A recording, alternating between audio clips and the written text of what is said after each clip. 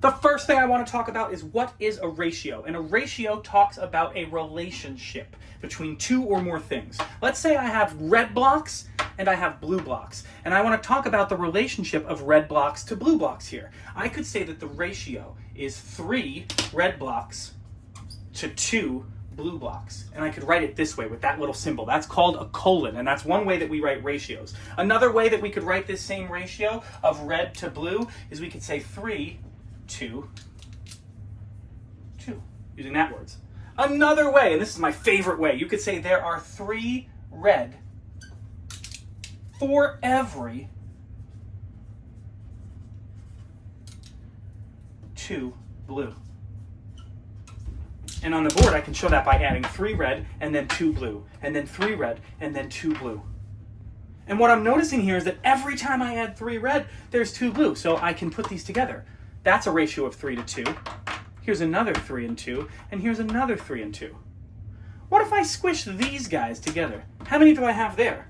Well, I have 1, 2, 3 red and 2 blue. And then I have another 3 red and another 2 blue. That means that the ratio here could also be expressed as 6 to 4. The ratio 6 to 4 we call an equivalent ratio to the ratio 3 to 2. The reason it's an equivalent ratio is because even though the numbers are different, the relationship between the values is the same. There's still 3 red for every 2 blue. And if I add 3 more red and 2 more blue, that still keeps the same equivalent ratio. And now I have another 3 red and another 2 blue. And that means I have 3, 6, 9 red. There's a hair on my whiteboard. Ooh. And I have 6 blue. 2, 4, 6. So the ratio of 9 to 6 is also an equivalent ratio to 6 to 4 and to 3 to 2. I know what you're thinking. My markers are running away. How could I organize this a bit more efficiently? I will do that with a table. Look at this beautiful table. I'm going to say that this column represents the number of red cubes I have, and the column on the right will represent the number of blue cubes that I have. I started off with 3 red and 2 blue, so I'm going to write 3 red, 2 blue. I'm going to do the same on this little diagram over here. We're going to call this a double number line, and I'm going to label this line red and this line blue, just like I did in these columns. And I'm going to start 0 and 0. I always like to start my double number lines, any number line really, with 0, because I think 0 is the best number and we forget it too often. Then I'm going to write the number 3 here and the number 2 here.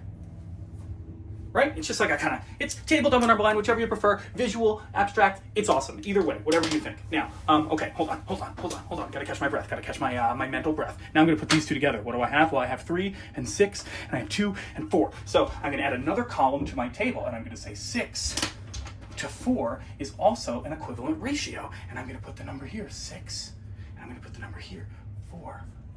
Wow, look at that, 0, 3, 6. 0, 2, 4. Then I have 3, 6, 2, 4.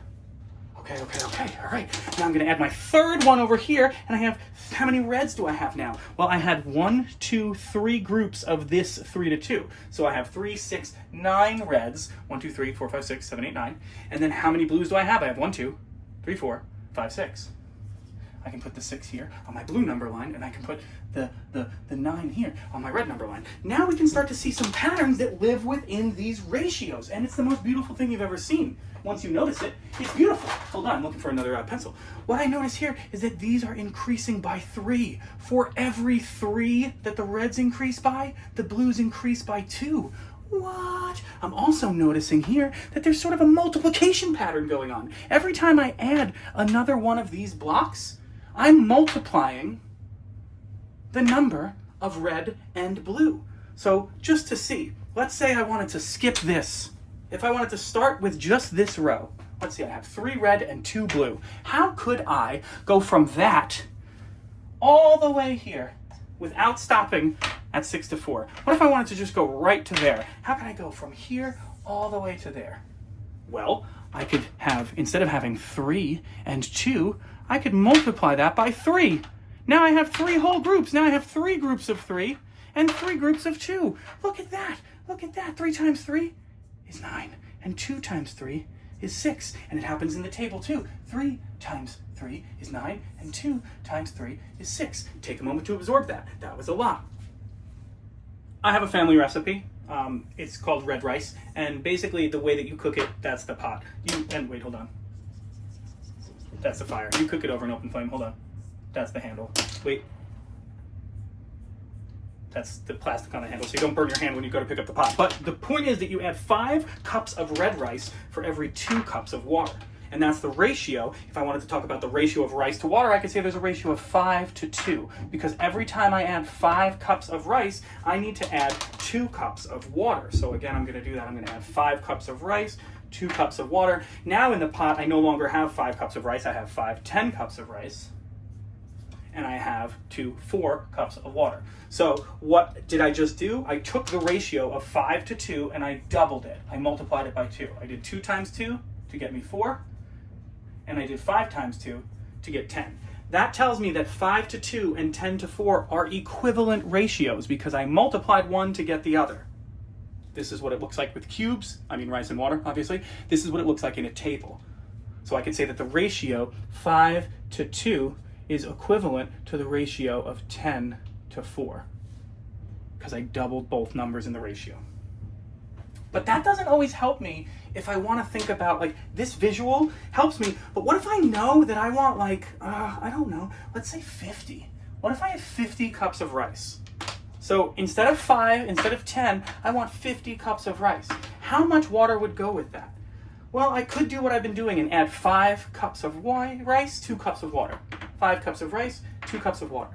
But that's going to take me a long time. So I want to think to myself, well, how many of these would I need until I got to 50 cups of rice? It'd be 5, 10, 15, 20, 25, 30, 35, 40, 45, 50. I would need 10 of them. So that means that if I do this times 10, I also would do this times 10. Because every time I put in 5 red, I need to put in 5 blue. That's the ratio of 5 to 2. Every 5, there's 2. So if I put in 10 5s, which is 50, hold on a minute, that means I can just do 5 times 10 is 50. Then I can also do 2 times 10, and that would give me, hold on, drew my arrow too aggressively, that would give me 20. Oh, wrong color. Oh, no. Oh, it's okay, perseverance. It's the key. It's the key. It's the key. 2 times 10 is 20. So that would mean that if I wanted to make a recipe of 50 cubes of rice, I would need 20 cubes of water. Because you can multiply a ratio to create an equivalent ratio. Which brings me to my next trick. What if I wanted 25? Well, I could say this times 5, or I could go back to the ratio that I had in my table and just divide it by 2. Because you can also divide ratios. So 25 to 10. All of these ratios are equivalent. 5 to 2, 10 to 4, 50 to 20, 25 to 10. They are all equivalent because they're all the same relationship between rice and water. There's always 5 red for every 2 blue. There's always 5 rice cubes for every 2 blue cubes. These are equivalent ratios. Yeah? Okay, let's talk about rates.